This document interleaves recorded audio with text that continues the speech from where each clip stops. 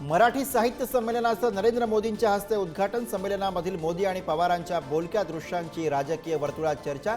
पवारांना खुर्चीवर बसण्यासाठी मोदींची मदत, तर मोदींच्या हस्ते संमेलनाच्या उद्घाटनाचा मला आनंद, पवारांचं विधान।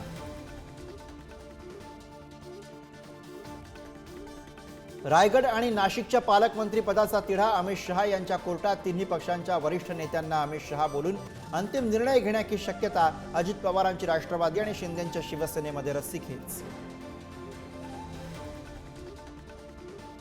10वीच्या परीक्षेचा पहिल्याच दिवशी गोंधळ। जालना आणि यवतमाळमध्ये पेपर फुटीच्या घटना, तर नाशिक, जळगाव आणि नांदेडमध्ये कॉपीमुक्त अभियानाचा फज्जा।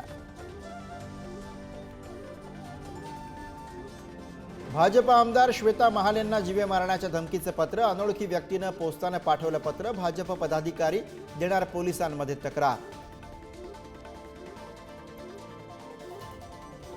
न्यू इंडिया कोऑपरेटिव्ह बँक घोटाळा प्रकरणी बँकेच्या माजी सीईओला अटक। माजी सीईओ अभिमन्यू सुरेंदर भोन याला बेड्या। 122 कोटींच्या घोटाळा प्रकरणी तिसरी अटक। आर्थिक गुन्हे शाखेची मोठी कारवाई। इंडियाज गॉट लेटिन प्रकरणी राखी सावंतला महाराष्ट्र सायबर सेलचं समन्स।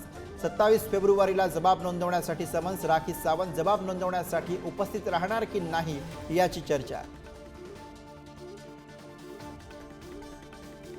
सावित्रीबाई फुले पुणे विद्यापीठाच्या वसतिगृहाच्या जेवणामध्ये अळ्या। 15 दिवसात दुसऱ्यांदा जेवणामध्ये अळ्या सापडल्याची घटना। कार्यकर्त्यांकडनं मेस बंद, ठेकेदाराकडनं विद्यार्थ्यांच्या जीवाशी खेळ। मुंबईतल्या कोस्टल रोडला वर्षभरातच तडे, खड्डे भरल्याचा व्हिडिओ व्हायरल। प्रशासनाच्या कामावर मुंबईकरांमध्ये तीव्र नाराजी।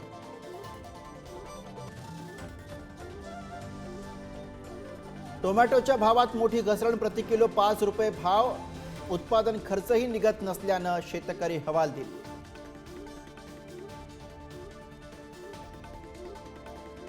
मुंबईला पराभवाचा धक्का देत विदर्भाच्या संघाची रणजीच्या फायनलमध्ये धडक। विदर्भ संघाची ऐतिहासिक विजयाची नोंद। विदर्भ विरुद्ध केरळ यांच्यामध्ये होणार फायनल।